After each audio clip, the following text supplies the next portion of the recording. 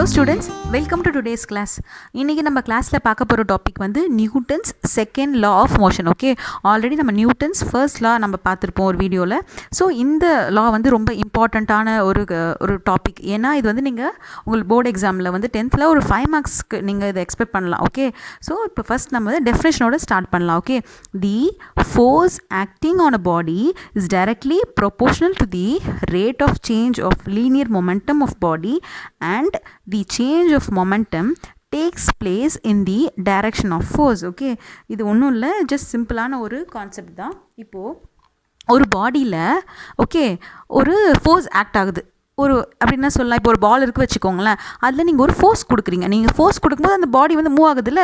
Okay, so அதுதான் இந்த force acting on a body is directly proportional அப்படிங்கிற word நீங்கள் என்ன அண்டர்ஸ்டாண்ட் பண்ணிக்கலாம் அப்படின்னு பார்த்தீங்கன்னா, இப்போது பாருங்களேன், இப்போ மாஸ் ஒரு பால் இருக்குது வச்சுக்கோங்க, ரொம்ப ஒரு பெரிய பால் இருக்குது, அடுத்தது வந்து ஒரு சின்ன பால் இருக்குதுன்னு வச்சுக்கோங்களேன். ஸோ இந்த பாலை வந்து நீங்கள் ஒரு பர்டிகுலர் இடத்துக்கு வந்து நீங்கள் மூவ் பண்ணணும். ஓகே, ஸோ நீங்கள் சொல்லுங்கள், ஃபார் எக்ஸாம்பிள் ஒரு 5 நியூட்டன் ஃபோர்ஸ் வந்து நீங்கள் அப்ளை பண்ணுறீங்க 2 பால்க்கும். ஓகே, ஸோ உங்களுக்கே தெரியும் எந்த பால் வந்து ரொம்ப தூரம் வேகமாக போகும், இந்த பால் தான். ஏன்னா இது மாஸ் வந்து இதுக்கு கம்மியாக இருக்கிறதுனால இது ஈஸியாக ட்ராவல் ஆகி போயிடும். பெரிய பால் வந்து அதோட மாஸ் அதோட மாஸ் வந்து அதிகங்கிறதுனால அது ஸ்லோவாக தான் போகும். ஸோ இதை நீங்கள் என்ன பண்ணணும், இன்னும் இதை நீங்கள் மூவ் பண்ணணும்னு நினச்சிங்கன்னா நீங்கள் ஃபோர்ஸை இன்க்ரீஸ் பண்ணணும். ஓகேவா, ஸோ மாஸ் அதிகமானால் ஃபோர்ஸும் அதிகம், புரியுதுங்களா?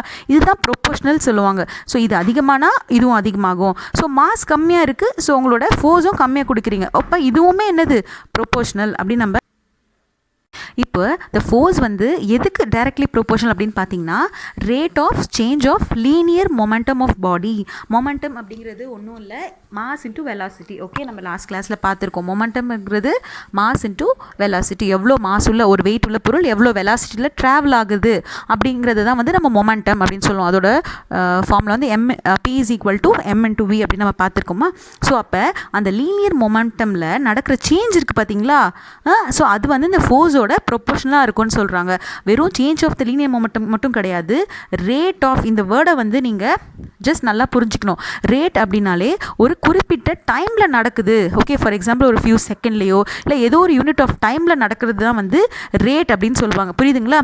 So rate of change of linear momentum வந்து ஃபோர்ஸ்க்கு ப்ரொபோர்ஷனலாக இருக்கும். அண்ட் அது மட்டும் இல்லாமல் இந்த சேஞ்ச் நடக்குது மொமெண்டம், இது எப்போவுமே ஃபோர்ஸோட டைரெக்ஷனில் தான் நடக்கும். இதோட சேஞ்ச் வந்து ஃபோர்ஸோட டைரெக்ஷனில் தான் வந்து அந்த சேஞ்ச் கூட நடக்கும் அப்படின்னு சொல்கிறாங்க, புரியுதுங்களா? இதுதான் வந்து நியூட்டன்ஸ் செகண்ட் லாவோட டெஃபினேஷன். ஸோ இந்த லாவை யூஸ் பண்ணி நீங்கள் என்ன பண்ணலாம் அப்படின்னு பார்த்தீங்கன்னா, ஃபோர்ஸோட அமௌண்ட்டை வந்து நம்ம என்ன பண்ணலான்னு பார்த்தீங்கன்னா மெஷர் பண்ணலாம், சரியா? ஸோ இதனால் இந்த லாவை என்னன்னு சொல்லுவாங்க, லா ஆஃப் ஃபோர்ஸ் அப்படின்னும் நம்ம சொல்லலாம். ஓகே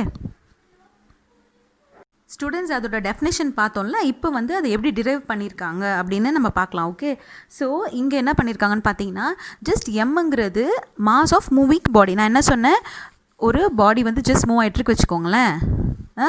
ஃபஸ்ட்டு இந்த இடத்துல இருக்குது ஒரு பால்னு வச்சுக்கோங்க, நெக்ஸ்ட் ஒரு இடத்த அது ரீச் பண்ணிடுச்சு ஒரு பர்டிகுலர் டைமில். ஓகேவா, ஸோ இந்த பாடிக்கு ஒரு வெயிட் இருக்கும்ல, ஒரு இடம் இருக்குன்னு சொல்லுவாங்கள்ல, ஒரு மாஸ். ஓகேவா, ஸோ ஃபஸ்ட்டு அந்த மாஸை வந்து எம் அப்படின்னு அவங்க ஜஸ்ட் எடுத்துக்கிறாங்க. ஓகேவா, நெக்ஸ்ட்டு இந்த பாடி வந்து ஃபஸ்ட்டு ஒரு வெலாசிட்டியில் இருந்திருக்கும், ஒரு ஸ்பீடில் இருந்திருக்கும் ஸ்டார்டிங்கில். ஓகே, அந்த வெலாசிட்டியை இனிஷியல் வெலாசிட்டின்னு சொல்லி யுங்கிற லெட்டரை வந்து இவங்க எடுத்துக்கிறாங்க, புரியுதுங்களா? சிம்பிள். இந்த இடத்துல நீங்கள் எங்கெல்லாம் இனிஷியல் வெலாசிட்டி வருதோ அங்கே இதை வந்து அவங்க என்ன பண்ணுவாங்க, சப்ஸ்டியூட் பண்ணுவாங்க அந்த இடத்துல. நெக்ஸ்ட்டு ஒரு பர்டிகுலர் டைம், ஓகேவா, டைம் கடந்ததும் அது ஒரு ஃபைனல் வெலாசிட்டியை போய் ரீச் பண்ணும், புரியுதா? ஸோ அங்கே இருக்க வெலாசிட்டியை வந்து v அப்படின்னு அவங்க சொல்லுவாங்க. ஓகேவா, ஸோ அந்த டைம் ட்ராவல் ஆகி போச்சு இல்லை, அதை வந்து டீன்னு சொல்லலாமா? ஏன்னா அந்த டெஃபினேஷனில் நம்ம பார்த்தோம் ரேட் அப்படின்ற ஒரு வேர்டு வந்தது, புரியுதுங்களா? Rate of change of linear momentum. அப்போ ஸோ ரேட்னாலே டைம் வந்து கண்டிப்பாக இங்கே நம்ம கன்சிடர் பண்ணணும். ஸோ அப்போ டைம் ட்ராவலை வந்து டி அப்படின்னு இவங்க டினோட் பண்ணியிருக்காங்க. நெக்ஸ்ட்டு இங்கே இருக்கிற வெலாசிட்டி இங்கே வரும்போது மாறுச்சு இல்லை. ஸோ கண்டிப்பாக இதுலேருந்து என்ன தெரியுதுன்னா, இங்கே ஏதோ ஒரு வெளியிலேருந்து ஒரு எக்ஸ்டர்னல் ஃபோர்ஸை வந்து இவங்க கொடுத்துருக்காங்க, அப்ளை பண்ணியிருக்காங்க அந்த பாலுக்கு. ஸோ அந்த ஃபோர்ஸை வந்து எஃப் அப்படின்னு சொல்லி நம்ம டினோட் பண்ணணும், புரியுதுங்களா?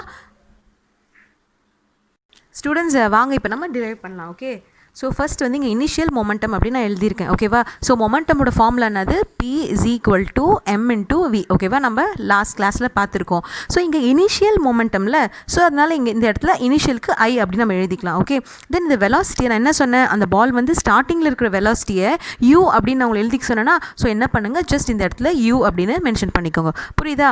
ஸோ இங்கே அதே மாதிரி என்ன வரும், இங்கே மொமெண்டம்க்கு P, பட் இங்கே ஃபைனல் இல்லை, கடைசியாக அந்த பால் உருண்டு கடைசியாக வந்ததில், ஸோ அந்த வெலாசிட்டி தான் நம்ம இங்கே எழுத போகிறோம். ஸோ இங்கே வந்து எஃப் அப்படின்னு மென்ஷன் பண்ணிக்கோங்க ஃபைனல் மொமெண்டம் அப்படிங்கிறதுனால.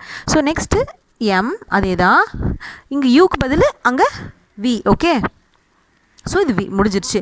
இப்போ இது இனிஷியல் மொமெண்டம், இது ஃபைனல் மொமெண்டம். இதோட சேஞ்ச் நம்ம எப்படி கண்டுபிடிக்கலாம். ஸோ சேஞ்ச் கண்டுபிடிக்க என்ன பண்ணுங்கள், இந்த பெருசு இருக்குல்ல, தட் இஸ் பெரிய வேல்யூ வெலாசிட்டி, இந்த ஃபைனல் மொமெண்டம்லேருந்து இதை இனிஷியல் மொமெண்டம் நீங்கள் ஜஸ்ட் மைனஸ் பண்ணிவிடுங்க. ஓகே, ஸோ சேஞ்ச் இன் மொமெண்டம்க்கு delta P okay is equal to என்னது அங்கே இருக்குது, பிஎஃப் மைனஸ் பிஐ.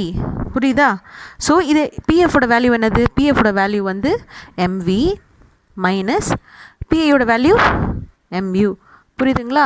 ஸோ இதுதான் வந்து என்னது, change in momentum. Okay, so இப்போ சேஞ்ச் இன் மொமெண்டம் நீங்கள் கண்டுபிடிச்சாச்சு. நெக்ஸ்ட்டு நியூட்டனோட செகண்ட் லாவில் என்ன சொல்கிறாங்க அப்படின்னு பார்த்தீங்கன்னா, ஃபோர்ஸ் வந்து is proportional to directly proportional to rate of change of linear momentum. Okay, so நம்ம என்ன பண்ணலாம், force is directly proportional to change of linear momentum நம்ம கண்டுபிடிச்சிட்டோம். எது, mv மைனஸ் mu. பட் இங்கே ரேட்டுன்னு சொல்லியிருக்காங்க பார்த்தீங்களா. அப்போ ரேட்னா என்ன சொன்னேன், ரேட்டுன்னு வந்தாலே அங்கே டைம். ஓகே, நம்ம டைம்னு அங்கே நீங்கள் வந்து என்ட்ரு பண்ணணும். சரியா.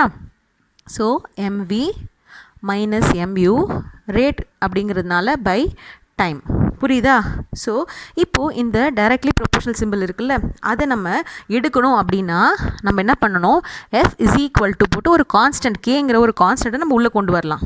இதை இஸ் ஈக்குவல் டுவாக மாற்றும் போது ஒரு கேங்கிற கான்ஸ்டன்ட் உள்ளே வரும். நெக்ஸ்ட் நம்ம என்ன பண்ணலாம் அப்படின்னு பார்த்தீங்கன்னா, இங்கே ரெண்டுத்தில் எது காமனாக இருக்குது, மேலே m காமனாக இருக்கா.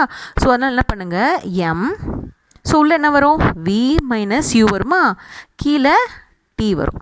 புரியுதா. ஸோ இப்போ நல்லா கவனிங்க, இப்போது ஜஸ்ட் இங்கே ஃபோர்ஸ் இருக்குது. ஓகே, ஸோ இந்த கேவோட வேல்யூ வந்து 1. ஓகே, இந்த கான்ஸ்டன்ட்டோட வேல்யூ 1. அதனால அவங்க என்ன பண்ணியிருக்காங்கன்னா, இந்த கேங்கிற இடத்த எடுத்துட்டாங்க, அந்த 1 கூட அங்கே போட வேணாம். ஓகேங்களா, அது 1 அதோட வேல்யூங்கிறதுனால. ஸோ இங்கே என்ன ஆகும்னா m அப்படியே வரும், v minus u by t அப்படின்னா என்னது, நல்லா யோசிச்சு பாருங்கள். v மைனஸ் யூனா change in velocity at given time. So இது வந்து நம்ம என்ன சொல்லலாம், அந்த v மைனஸ் u பை டீயை நம்ம ஆக்ஸலரேஷன் சொல்லலாமா. So acceleration. புரியுதுங்களா. So force is equal to mass into acceleration. So இதுதான் வந்து நியூட்டன் செகண்ட் லா மூலமாக நம்ம ப்ரூவ் பண்ணுறது. Force is equal to mass into acceleration. புரியுதா. ஓகே, ஸோ உங்களுக்கு ஒரு பொருளோட மாஸ் அதிகமானா, எடை அதிகமானா நீங்கள் ஃபோர்ஸும் அதிகமாக தான் கொடுக்கணும். புரியுதுங்களா. ஒரு நார்மலாக ஒரு சின்ன பாலை நீங்கள் ஜஸ்ட் மூவ் பண்ணுறதுக்கும், இதே ஒரு பெரிய மாஸ் உள்ள ஒரு பாலை நீங்கள் மூவ் பண்ணும்போது இங்கே ஃபோர்ஸ் நிறைய கொடுப்பீங்கல்ல, இங்கே ஃபோர்ஸ் வந்து நிறைய தேவை. ஓகே, இங்கே ஃபோர்ஸ் வந்து கம்மியாக கொடுத்தா போதும். ஸோ அதான் force is equal to mass into acceleration. So force அதிகமாக இருக்கும்போது ஆக்ஸலரேஷனும் அதிகமாக நடக்கும். புரியுதுங்களா. ஃபோர்ஸ் கம்மியாக இருக்குன்னா ஆக்ஸலரேஷனும் கம்மியாக இருக்கும். ஸோ இதுதான் வந்து உங்களோட நீங்கள் ப்ரூவ் பண்ணது. ஓகே, நியூட்டன் செகண்ட் லா மூலமாக.